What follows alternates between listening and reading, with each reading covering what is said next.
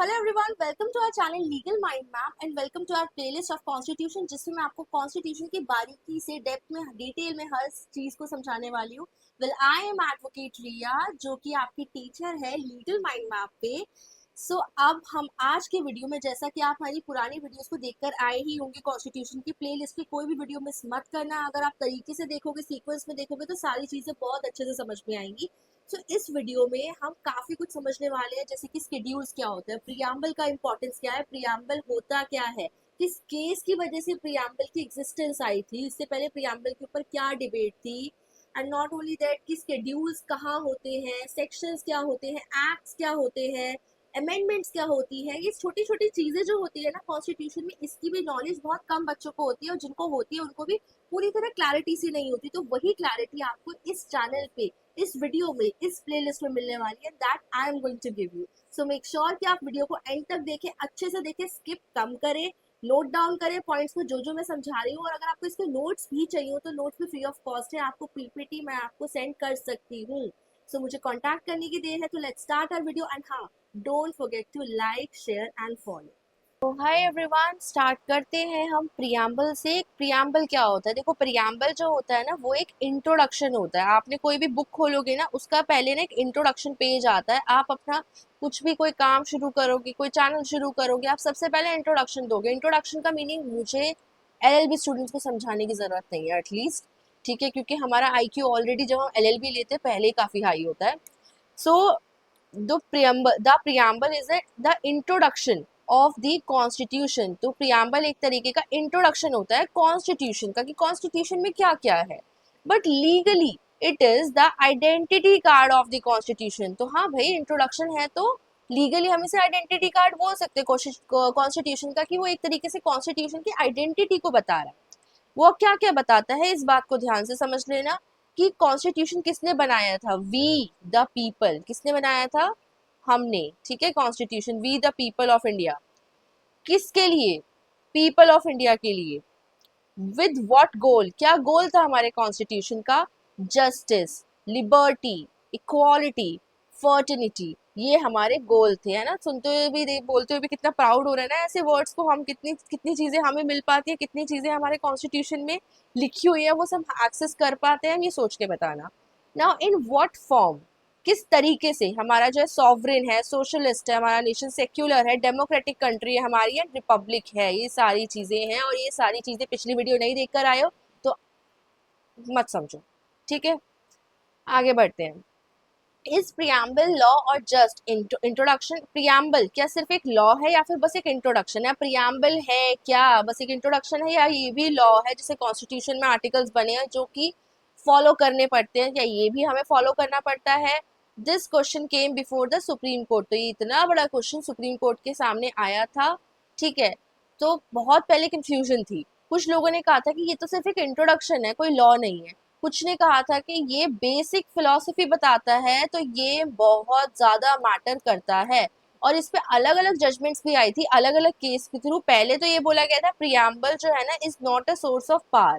Preamble का वो relevance नहीं है जो हम कहें कि एक लॉ है, but preamble is a part of constitution. But फिर दोबारा है कि प्रियम्बल कॉन्स्टिट्यूशन का पार्ट है, ठीक है। बताते हैं कि it helps in interpret the constitution. Preamble help करता है कॉन्स्टिट्यूशन को समझने में। बेसिकली कॉन्स्टिट्यूशन का भी बेसिक स्ट्रक्चर प्रियम्बल ही है एक तरीके से, कि कॉन्स्टिट्यूशन में क्या क्या है। कॉन्स्टिट्यूशन जैसे मूवी है, मूवी में एक ट्रेलर है, आप अगर वो ट्रेलर वॉच नहीं करोगे तो आपको मूवी देखने का मन नहीं करेगा।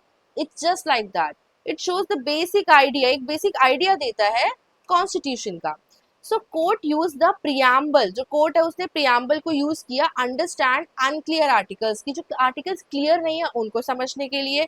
Decide the direction of the constitutional meaning, कि जो भी चीजें नहीं समझ आ रही है उनको इजीली प्रियम्बल के थ्रू इंटरप्रेट किया जाए, क्योंकि एक प्रियम्बल ही है जो हमें एक डायरेक्शन देता है कि कॉन्स्टिट्यूशन की थिंकिंग क्या है, कॉन्स्टिट्यूशन का आइडिया क्या है, कॉन्स्टिट्यूशन क्यों बनाया गया है। जब कोई लॉ का मोटिव समझना है कि यार ये आर्टिकल क्यों बनाया गया, इसका तो कोई सेंस ही नहीं बन रहा, तो वापस जाओ प्रियम्बल पे, वहां से आपको समझ आएगा कि कॉन्स्टिट्यूशन की एग्जिस्टेंस ही क्यों है।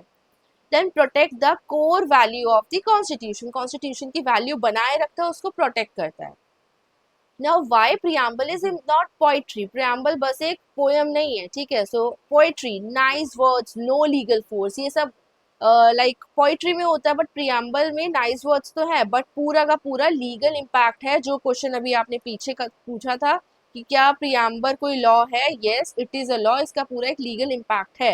एग्जाम्पल है, इफ पार्लियामेंट मेक्स लॉ, अगर पार्लियामेंट लॉ बनाती है जो डिस्ट्रॉय करे इक्वालिटी को, ऐसा लॉ जो इक्वालिटी को डिस्ट्रॉय कर दे, अनफेयर हो जाए, डेमोक्रेसी को किल कर दे, या फिर लिबर्टी जो फ्री है, आपकी स्वतंत्रता है उसको हटा दे, रिमूव कर दे, तो कोर्ट कैन आस्क, तो इस टेंस में क्या होगा, court can ask does this go against the preamble's value, तो क्या ये प्रियम्बल की वैल्यू के अगेंस्ट जा रहा है जो जो पार्लियामेंट ने लॉ बनाए हैं।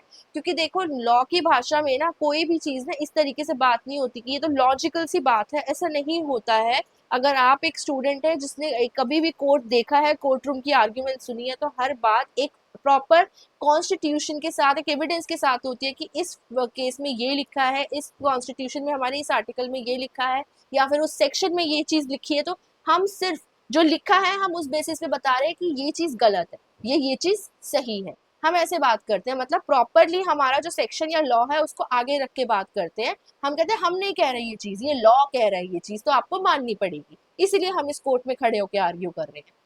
तो ये एक तरीका होता है। So does this go against the preamble values, तो जो जो इन्होंने किया है अभी हमें सुनने में स्टार्टिंग में लग रहा है गलत है, लेकिन जो जेन्युइन तरीका चेक करने का वो ये है कि क्या प्रियम्बल की वैल्यूज के खिलाफ है ये।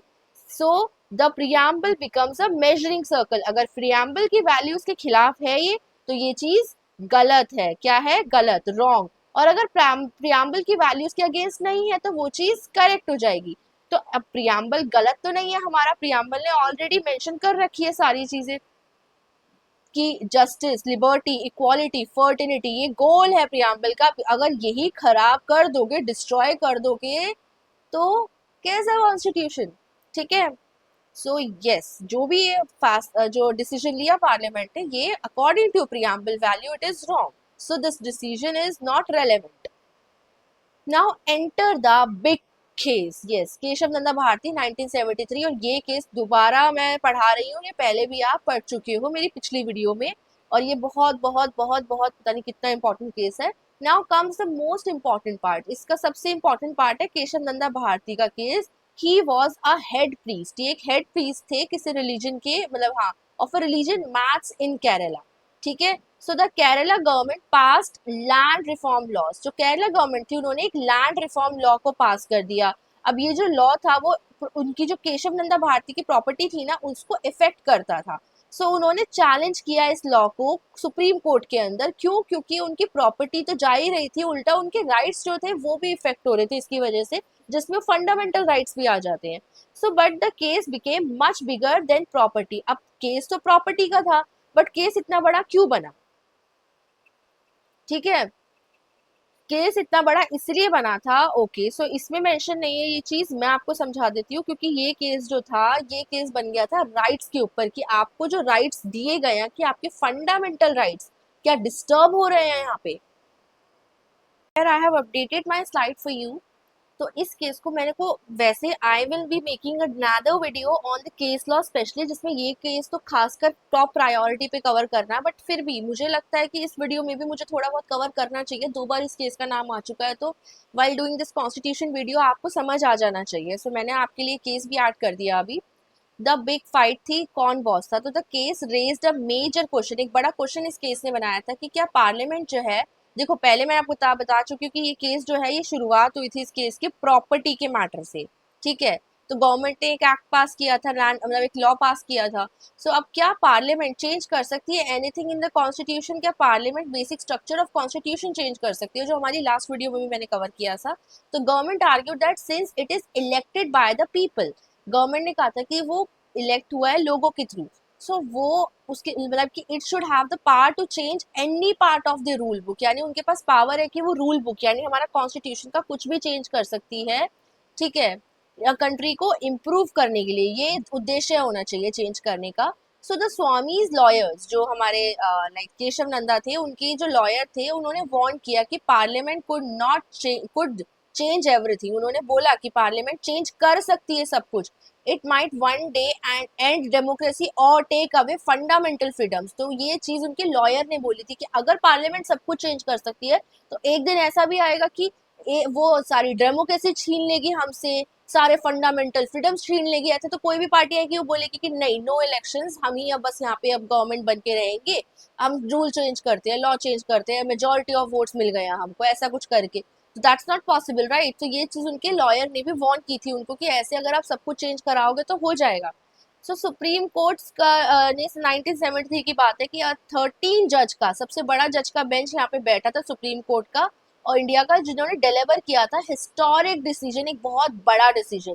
Court said parliament can amend, court ने कहा था पार्लियामेंट अमेंड कर सकती है कॉन्स्टिट्यूशन को, but it can not alter its basic structure. But वो कॉन्स्टिट्यूशन का बेसिक स्ट्रक्चर, बुनियाद जो है, नींव जो है, उसे ऑल्टर नहीं कर सकती। अब वो क्या है, किस तरीके से, इसको मैंने खुल के अपने लास्ट वीडियो में समझाया भी था, तो आई होप वो वीडियो देखकर ही आप इधर आए हो। सो अब बेसिक स्ट्रक्चर क्या होता है एक और बार समझ लेते हैं। The court explain that some principles are so essential that they define India's identity. कुछ प्रिंसिपल्स इतने इंपॉर्टेंट होते हैं कि वो इंडिया की आइडेंटिटी को डिफाइन करते हैं। These includes democracy. अब डेमोक्रेसी को आप चेंज नहीं कर सकते, आप ये नहीं बोल सकते हम डेमोक्रेसी से डायरेक्ट मोनार्क पे आ जाएंगे, नो, दैट्स नॉट पॉसिबल। ऐसे तो फिर आप कर लोगे चेंज, जिसके हाथ में भी रूलिंग एक पावर होगी, ठीक है। फ्री एंड फेयर इलेक्शन होना जरूरी है, मैंडेटरी है, you can not change that. Secularism is the part, the state must respect all religions, that is important. Judicial review, court must have the power to check whether the government follows the constitution और not, ये भी एक rule है। इन सारी चीजों को आप change नहीं कर सकते हो, तो मेन कॉन्स्टिट्यूशन का आप चेंज नहीं कर सकते हो, आप सिर्फ अमेंड कर सकते हो, उसकी भी कुछ लिमिटेशंस होती हैं। अब इसका मीनिंग बहुत क्लियर है, मीनिंग है कि parliament can change the clothes, parliament जो है वो क्लोथ्स को, कपड़ों को बदल सकती है कॉन्स्टिट्यूशन के, बट वो कॉन्स्टिट्यूशन की सोल को चेंज नहीं कर सकती है। यही मैंने आपको लास्ट वीडियो में भी समझाया था। सो आई होप आपको ये केस भी क्लियर हो गया होगा, लेकिन इस केस में बहुत कुछ है जो आपको समझा सकते हैं हम, जो आपको बता सकती हूँ मैं। मतलब क्वेश्चंस आते हैं इतने अलग अलग तरीके के, कितने कितने क्वेश्चन इस केस से जुड़े हुए हैं, बहुत बड़ा केस है ये। तो इस केस को और भी अच्छे से मैं आपको अपनी वीडियो में पढ़ाऊंगी, ये सिर्फ इतना नहीं है केस, बहुत अच्छा केस है ये। नाउ अब एक बड़ा question, the real constitutional question was can parliament can change any part of the constitution using article 368। क्या पार्लियामेंट कोई भी पार्ट चेंज कर सकती है कॉन्स्टिट्यूशन का using article 368? Can parliament remove democracy, क्या पार्लियामेंट डेमोक्रेसी रिमूव कर सकती है? बिना पढ़े बता देते हैं, नो, नहीं कर सकती है। अभी हमने पिछले में पढ़ा है। क्या वो सेक्युलरिज्म रिमूव कर सकती है? नो। क्या वो फंडामेंटल राइट रिमूव कर सकती है? नो। क्या वो पूरा सिस्टम चेंज कर सकती है? नो। अभी अभी हमने केशव नंदा भारती का जब केस पढ़ा है उसमें क्लियरली था नहीं। सो और इज देयर कुछ लिमिट? हाँ, yes, there are limits. So supreme court ने केशव नंदा भारती में डिसाइड किया था, 13 जजेस की बेंच बैठी थी, जो लार्जेस्ट बेंच थी, उन्होंने गोल्डन रूल डिसाइड किया था कि पार्लियामेंट जो है वो अमेंड कर सकती है कॉन्स्टिट्यूशन को, बट वो डिस्ट्रॉय नहीं कर सकती कॉन्स्टिट्यूशन के बेसिक स्ट्रक्चर को। इसे कहते हैं बेसिक स्ट्रक्चर डॉक्ट्राइन, ये इंट्रोड्यूस हुआ था इसी केस से। Okay, so I hope this case is very clear. अभी तक जितना समझाया उतना क्लैरिटी आपके पास होनी चाहिए। मैं नहीं कहती आपको सारी नॉलेज हो आपके पास, वीडियो में सारा कुछ नहीं समझाया जाता, वीडियो स्टेप बाय स्टेप चल रही है, मैं अभी बता रही हूँ। कभी आप कमेंट बॉक्स में ये लिखो कि आपने तो वो चीज़ बताई ही नहीं। Video is going step by step, her cheese cover होगी, बट एक टाइम होगा, माइंड में चीज़ों को धीरे धीरे डाला जाएगा। Now, what is the basic structure? Basic structure I've already explained you, but still, basic structure, the core foundation of the constitution, like constitution की building हो गई एक तरीके से, और basic structure उसकी foundation होती है। Now you can, ये example है, okay? You can change rooms, आप room change कर सकते हो, paint कर सकते हो walls को, floors add कर सकते हो, but आप foundation change नहीं कर सकते, you cannot break the foundation. So Parliament can change articles, add new laws, remove or modify provisions, but Parliament cannot destroy the basic structure of the Constitution, that is for sure. So ये चीज आपको I hope clear होगी अच्छे से, आप basic structure destroy नहीं कर सकते हो। Now role of the preamble in basic structure. The Supreme Court said the preamble reflects the basic structure of the Constitution. Preamble Constitution का basic structure बताता है, वो तो एक introduction है ना, तो वो ही नहीं बताएगा तो कौन बताएगा basic structure? तो preamble में ही Constitution का basic structure लिखा हुआ है। जब भी कोई भी confusion होती है किसी भी जज को, तो वो directly preamble पे जाके उस चीज़ को solve करते हैं, because एक प्रियम्बल ही है जो कॉन्स्टिट्यूशन में कोई भी कंफ्यूजन होती है उसकी डायरेक्शन दिखाता है. So the values written in the preamble are not random. वो रैंडमली नहीं है कि कॉन्स्टिट्यूशन में ये है वो है, ऐसा ऐसा है और हो गया काम. नहीं, बहुत सोच समझ के एक तरीके से वो चीज लिखी गई है. सो वो क्या बताते हैं? सॉवरेनिटी बताते हैं, डेमोक्रेसी बताते हैं, सेक्युलरिज्म बताते हैं, और ये सारे वर्ड्स बहुत डीप मीनिंग रखते हैं हमारी कंट्री के लिए, because these words are actual, they are real in our country. Justice के बारे में बताते हैं, liberty, equality, rule of law, ये सारी चीजें डिफाइन की गई है, सारी चीजें इनका नाम लिखा गया है प्रियम्बल में. Now these are part of the basic structure. So if parliament tries to, ये जो हम पहले कर चुके हैं, ये सब चीजें अलाउड नहीं है पार्लियामेंट को. सो कोर्ट से this violets the basic structure, so this amendment is invalid. तो ये जो अमेंडमेंट अगर कोई पार्लियामेंट करना चाहिए तो ये इनवैलिड डिक्लेयर हो जाएगी. ठीक है. So, example to understand this, imagine parliament passes a law. Parliament एक law pass करती है, India will no longer be democracy. This will be only one. There will be only one ruler. Yes, I told you कि अचानक से बोल देंगे democracy हटा दो, मोनार्क पे ले आओ, नॉट पॉसिबल. तो आप खुद ही सोचो इस बात को कि democracy, like is democracy part of preamble? Is democracy part of basic structure? Can parliament destroy it? So Supreme Court will say this amendment is unconstitutional even if passes by the parliament. ये जो amendment है ये unconstitutional है, चाहे इसे parliament ही क्यों ना पास कर रहा हो. ठीक है. सो यहाँ पे आपको चीजें क्लियर है कि कौन सी चीज असल में हो सकती है चेंज, कौन सी चीज चेंज नहीं हो सकती. तो यही मोटिव है इस वीडियो का, to make this thing clear to you कि not everything can be change. हर चीज को ऑल्टर नहीं कर सकते. लिखा आएगा कि हाँ हम ऑल्टर कर सकते हैं, but not possible. So court will no longer have power to review laws. Suppose parliament says, अगर parliament ऐसा कहती है कि court के पास like court जो है आगे laws को review नहीं कर सकती है, बट जुडिशियल रिव्यू जो है वो प्रोटेक्ट करता है भाई रूल ऑफ लॉ को. वो तो एक प्रोटेक्शन गार्जियन है उसका कॉन्स्टिट्यूशन का. Rule of law is part of basic structure and basic structure comes from preamble value. So court will strike it down. तो कोर्ट इसे तुरंत स्ट्राइक डाउन कर देगी because it is going against. ठीक है, क्योंकि हर किसी की पावर डेलीगेट की गई है, तो अगर ऐसा कुछ होता है तो वो गलत होगा.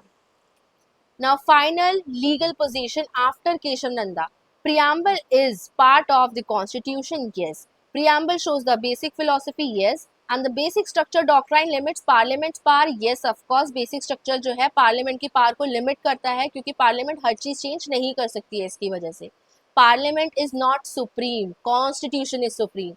And constitution's core value are protected forever. Constitution की जो core value है वो forever के लिए protected है. So summary है, the preamble is not just an introduction. After Keshav Nanda Bharti, it became a key to identify the basic structure and it helps court to protect the core identity of the Indian Constitution from being destroyed by the Parliament. तो preamble हमारे Constitution को protect करता है कि Parliament कोई भी law बना ना दे या change ना कर दे बिना reason. So again a very clear table here. What is the preamble? Constitution का big law book का preamble एक DNA है, सोहल है, identity, आप इसमें कुछ भी नाम ले लो. तो what this constitution stands for. अब preamble use कैसे किया जाता है? सिर्फ एक not a source of power, part of the constitution, helps interpret यानी समझाता है constitution को, basic idea बताता है constitution का. अब preamble versus bad laws. Law made by parliament, अगर लॉ प्रियम्बल इन सबको खारिज कर देगा. अगर पार्लियामेंट कुछ गलत लॉ बनाता है compared with the preamble values, पहले उस लॉ को प्रियम्बल की वैल्यू से कंपेयर किया जाएगा. अगर प्रियम्बल की वैल्यूज के अगेंस्ट आता है तो वो लॉ वही खत्म हो जाएगा. If law destroys core value, law can be struck down. ठीक है. सो केशव नंदा भारती का केस बहुत इंपॉर्टेंट है. यहाँ पे parliament tries to change constitution, तो वॉयलेट्स होगा बेसिक स्ट्रक्चर वो, और कोर्ट उसे स्ट्राइक डाउन कर देगी. इस केस के थ्रू आया था जो एक बेसिक प्रॉपर्टी केस था, बहुत बड़ा केस बन गया था बेसिक स्ट्रक्चर ऑफ डॉक्ट्राइन पे. तो parliament can not destroy the core identity of the constitution. So that's it in this video. I hope आपको ये वीडियो एकदम क्लियर हो गई होगी, अच्छे से सारी चीज़ें समझ आई होंगी. मैंने एंड में इस वीडियो को क्लियरली जल्दी से फिनिश किया है टू मेक श्योर, क्योंकि मुझे पता है कि मैं ये सारी चीज़ें आपको ऑलरेडी एक्सप्लेन कर चुकी हूँ और एक ही बात को सिर्फ हम रिपीट कर रहे हैं कि can not alter, can not destroy and all. So अगर फिर भी कोई डाउट है, अगर आपको कोई सजेस्ट करना है, यू वांट एनीथिंग कि हम इम्प्रूव करें, तो please let me know in the comment section and don't forget to like, share and subscribe. Thank you.